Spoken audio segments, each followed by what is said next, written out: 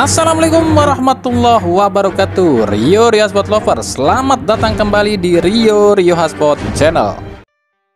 Di awal edisi kali ini kita akan coba jawab nih ya. Banyak banget yang nanya nih, dari kemarin-kemarin banyak banget yang nanya. Kita akan jawab secara random aja sih. Sebenarnya pertanyaannya hampir sama semua. Jadi pertanyaan tuh begini nih. Itu bang, sebenarnya yang juara Liga 1 itu ditentuin di Champion Series atau Regular Series sih? Kenapa Borneo dikasih trofi di Regular Series? Ya kurang lebih kayak gitulah rata-rata pertanyaannya. Oke, ini kita perjelas aja ya.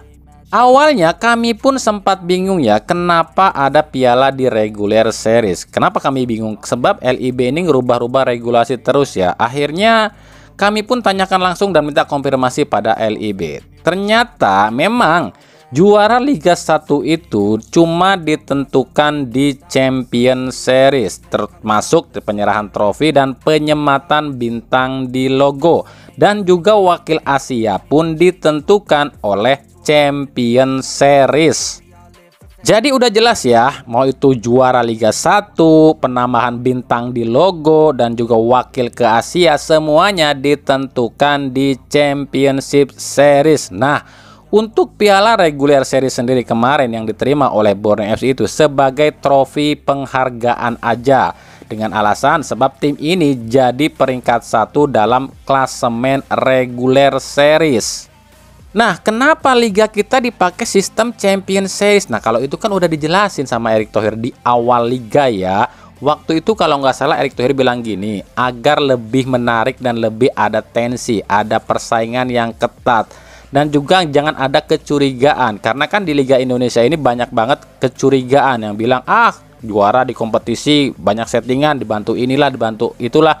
Makanya dibikinlah sebuah kompetisi yang ada finalnya, supaya ya udah tim yang paling kuat yaitu diadu lagi dan dia jadi juara sejatinya. Atau istilah kasarnya gini deh, kalau lu memang klub kuat ya udah lu adu tuh di Champion Series. Kalau lu menang dan juara berarti emang lu sah jadi tim yang terkuat, gitu alasannya ya. Gitu. Yang saya akan ikut campur memastikan mereka tidak saling bunuh dalam berkompetisi.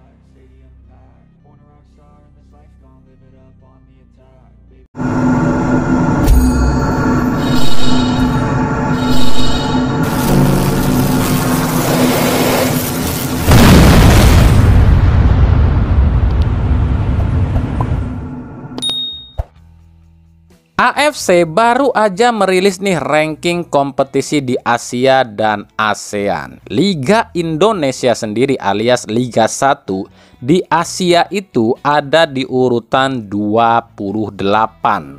Sementara di ASEAN, Liga Indonesia itu alias Liga 1 ada di urutan ke-6. Sebenarnya ini turun loh ya dari musim lalu. Musim lalu itu ada di urutan ke-26 Asia deh kayaknya. Kenapa Liga Indonesia kok malah turun peringkat? Ya wajar lah, liganya juga amburadul dengan segala kecurangan dan kontroversi. Halo LIB, malu nggak sih? Tapi bukan masalah peringkat loh yang kami soroti di sini. Ternyata AFC ini cuma ngasih jatah 2 aja loh wakil Indonesia di Asia. 2 aja loh ya. Yakni yang satu di AFC Cup alias Challenge League 2 dan yang satu di ASEAN Challenge League alias AFC 3. Jadi wakil Indonesia nggak ada loh ya yang main di ACL. Itu pun semuanya harus melewati babak playoff. Lah kok kenapa Indonesia kok nggak ada wakilnya atau nggak ada jatah ke ACL? Ya balik lagi karena ranking Liga Indonesia yang cuma ada di urutan 28. Karena kan aturannya gini, ranking 1 sampai 10 Asia itu dapat jatah 2 klub di ACL, 2 klub di ACL 2 dan 1 klub di ACL 3. Nah, ranking 10 sampai 20 dapat jatah 1 klub di ACL, 1 klub di AFC 2 dan 1 klub di AFC 3. Sisanya 20 ke bawah ya cuma main di AFC 2 dan AFC 3. Ya termasuk Indonesia cuma main di AFC 2 dan AFC 3, itu pun lewat jalur kualifikasi. Jadi udah paham ya? Nggak usah kami jelasin lagi, juga kalian udah paham lah. Karena kami yakin lah para penonton channel ini udah pinter-pinter semua deh. Jadi nanti kalaupun Persib jadi juara di Champions Series ya, Persib cuma main di AFC 2, sementara Madura mainnya di AFC 3, itu pun lewat jalur kualifikasi. Ngenes banget ya liga kita ya. Makanya inilah kenapa para klub ini tuh ngebet banget ingin pakai regulasi 8 pemain asing. Katanya sih biar bisa bersaing nih di kancah Asia katanya. Karena kalau kualitas liganya naik kan peringkat pun naik, nggak di bawah 20 terus. Sebab kalau terus-terusan berada di bawah 20 Asia ya akan sulit sampai kapanpun ya. Kemungkinan nggak ada wakil Indonesia di ACL. Emang apa hubungannya Bang 8 pemain asing dengan ranking liga? Jadi gini, maksudnya para klub itu kalau pakai 8 pemain asing, kualitas liga kan akan naik nih. Terus rating pun akan naik, sponsor akan masuk dan bisa naikin peringkat liga ya sedikit demi sedikit ya. Dan inilah yang dituju atau diinginkan oleh para klub. Tapi menurut pendapat kami pribadi, meskipun para klub ini pakai 8 pemain asing, ini tuh agak sulit ya buat naikin ranking liga kita. Kenapa demikian? Karena pengelolaan kompetisinya masih semrawut. LIB-nya masih acak-acakan, gak jelas, ngubah-ngubah regulasi. PSSI-nya masih sibuk dengan timnas. Wasitnya amburadul. Ya mimpilah kalau mau naikin ranking liga. Apalagi ditambah para klubnya banyak yang nunggak gaji pemain. Ya cocok liga dagelan disebutnya. Jadi ya nikmatin aja. Tunggu sampai 2025. Lah emang ada apa Bang di 2025? Ada sesuatu kejutan yang bikin kita tercengang. Apa ya? Jadi harapan kami untuk saat ini ya udahlah kita dukung aja sama yang udah coba membawa sepak bola Indonesia ini ke arah yang benar. Itu aja, oke ya.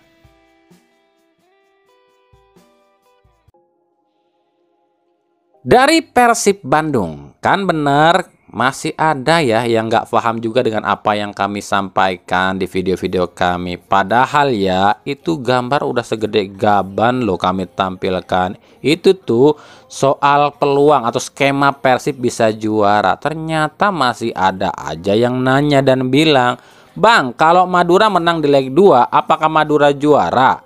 Bang kalau Persib kalah 2-0 apakah Madura juga juara? Nah gitulah pertanyaannya. Kan kami kemarin udah jelasin banget loh di situ. Madura itu kalau mau juara harus menang 4-0 dari Persib atau menang 5-1 atau menang 6-1 atau minimal 3-0 dan adu penalti dan menang di penalti, itu baru juara. Kalau Madura cuma menang 1-0, 2-0, 2-1 atau 3-1 ya tetap Persib juaranya. Gitu ya akang-akang, emas-emas, tante-tante, tante-tante lagi, eneng-eneng, teteh-teteh nu geulis, akang-akang nu karasep gitunya. Pokona mah nu penting mah Persib teh ulah eleh leuwih ti 4 gitu wae nya. Nah kalau kami ngomong Sunda kayak gini, orang luar Sunda nih kagak paham nih. Ya wes, bangko tak jelas no nganggo basa Jawi. Lalu juga ada yang nanya, Bang itu gimana? Persib udah dapetin direktur teknik belum? Kan main di Asia. Ya mana kami tahu, sebab sejauh ini belum ada tanda-tanda tuh Persib dapetin direktur teknik. Tapi kan meskipun Persib nggak dapetin direktur teknik, Persib ini kan cuma main di playoff AFC aja lu ya. Jadi nggak, soal direktur teknik ini juga nggak wajib-wajib amat. Kecuali kalau emang main di ACL atau Champions League, baru wajib pakai dirtek. Kalau cuma playoff AFC, setahu kami sih nggak ada aturan wajib pakai dirtek ya. Jadi untuk sementara, kalaupun Persib nggak pakai direktur teknik, ya tetap bisa main di AFC. Ini kan cuma AFC lu ya, bukan ACL. Paham ya? Sebelum lanjut, kami akan klarifikasi buat kemarin yang banyak banget komentar di video saya sebelumnya yang bilang, maaf Kang, itu Persib lawan Petrokimia itu bukan 2-1 tapi 1-0. Kami tahu kok, kami sengaja bilang 2-1. Kenapa kami sengaja? Kami ini tuh cuman ingin tahu aja gitu loh. Ini kalian nih nonton channel kami ini nyimak nggak sih dari awal sampai akhir? Dan ternyata kami justru senang loh. Senang kenapa? Dengan banyak yang komentar seperti ini berarti penonton channel ini tuh pinter-pinter semua. Dan cuma beberapa orang aja yang mungkin belum paham-paham gitu ya, nggak ngerti yang kami bilang. Ternyata kalian ini masih mengamati dengan seksama itu komentar video-video kami. Terima kasih banget ya yang udah mau menyaksikan dan mengamati channel ini dan juga mengirimkan atensi atau berkomentar di kolom komentar. Kami nggak menyalahkan kok. Kami juga senang kalian berkomentar seperti itu karena ini artinya kalian memang peduli ataupun mengetahui lah ilmu-ilmu sejarah sepak bola. Betul memang. Kami bilang kemarin Persib lawan Petrokimia itu 2-1. Padahal kan sebenarnya cuma Sutiono Lamso aja yang ngegolin waktu itu kan. Yang kami tahu. Cuma kan itu kan gini loh. Berita itu kan di tengah-tengah video. Dan kami pengen tahu sebenarnya kalian nyimak nggak sih gitu kan. Ternyata kalian teliti juga ya. Hebat, netizen Indo memang luar biasa ya. Netizen plus 62. Dari Persebaya, nama Paul Munster nampaknya benar-benar berpengaruh ya di Persebaya. Sampai-sampai sejumlah pemain pun menawarkan diri loh ke Persebaya. Catat ya, menawarkan diri. Nah kita lihat tuh sama-sama ada siapa aja sih para pemain yang menawarkan diri ke Persebaya. Ada Anderson Nascimento dari Persik Kediri. Ini pun kabarnya ingin nih gabung ke Persebaya. Ada Kleberson dari Madura United, Melvin Place, Malik Rizaldi dan Koko Ari pun sama dari Madura United. Ada Mohamed Basim Rashid dari Bali United dan juga Rizky Ridho dari Persija. Lalu soal Rivera ini kami belum tahu nasibnya nih sebab masih simpang siur ya di Persebaya. Ada yang bilang bertahan di Madura, ada yang bertahan tetap ke Persebaya ya. Cuma yang pasti satu hal ya, King Eze itu nggak ke Persebaya lo ya. Eze Celnduasel itu bukan ke Persebaya, tapi kabarnya akan ke Persela Lamongan. Sebab dia ini ngikutin Herman Zumapo. Nah itu katanya ya informasi yang kami dapat.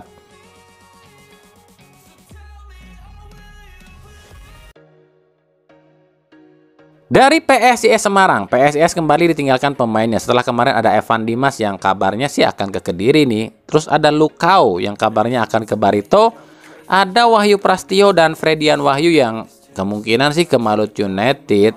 Ada Taise Marukawa juga yang ke Dewa United. Ada Gio Numberi juga yang ke Persis Solo. Nah sekarang giliran Gian Zola yang resmi keluar dari PSIS. Kabarnya ada beberapa klub yang menjadi tujuan selanjutnya Gian Zola seperti Malut United, Dewa United, ataupun Persik Kediri kali ya. Kalau ke Bandung sih kecil kemungkinan sebab Zola ini bukan tipikal yang dibutuhkan oleh Hodak. Hodak ini kan membutuhkannya gelandang jangkar, gelandang pengangkut air dan gelandang yang bisa memutus serangan ataupun gelandang box to box ya. Sementara Zola ini kan satu tipe dengan Beckham Putra, jadi gelandang serang. Jadi kemungkinan kalau menurut kami pribadi ya, kecil kemungkinan kalau Zola ini akan ke Persib ya. Nah kita akan lihat nanti aja kemana Zola ini akan berlabuh selanjutnya.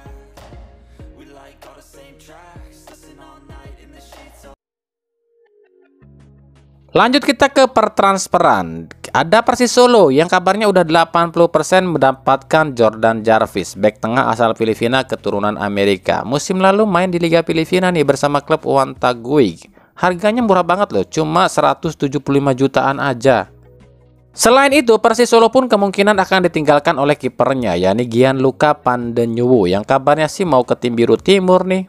Siapa ya penggantinya? Apakah barteran nih sama Julian Schwarzer? Tapi ya kalaupun Pandenyuwu ini hengkang, berarti menyisakan Riyandi dan Pancar, dua kiper yang cukup bagus juga sih menurut kami.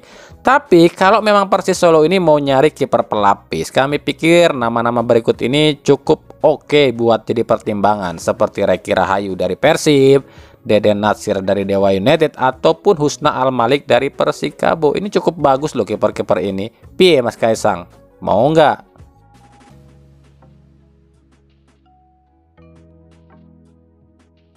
Lalu ada PSS Sleman yang kabarnya selangkah lagi akan mendapatkan winger asal Brazil Leonardo Sousa, pemain berusia 32 tahun yang musim lalu main di Liga Malta. Oke ya, itu aja dulu ya soal berita transfer. Masih banyak sih sebenarnya, tapi kita nunggu bursa transfernya dibuka aja. Dan kemungkinan masih akan banyak pemain-pemain asing yang akan masuk ke Indonesia sebab Liga 2 kan rencananya akan pakai 3 pemain asing. Terus Liga 1 rencananya pakai 8 pemain asing. Kemungkinan akan bertambah sekitar 50-an mungkin ya pemain-pemain asing yang akan masuk ke Indonesia. Ya kita tunggu aja ya. Makanya stay tune terus di channel ini karena kita akan update setiap hari perkembangannya. Jadi belibet saya ngomong. Oke.